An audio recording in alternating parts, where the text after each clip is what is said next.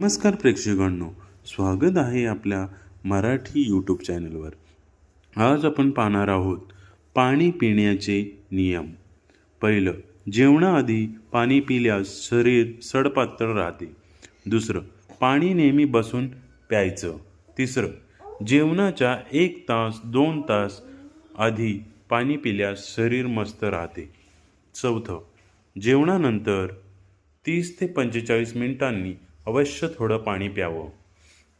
पाचवं, जास्त पाणी पिल्यामुळे सुजतात, मूग वातासारखे आजार होऊ शकतात.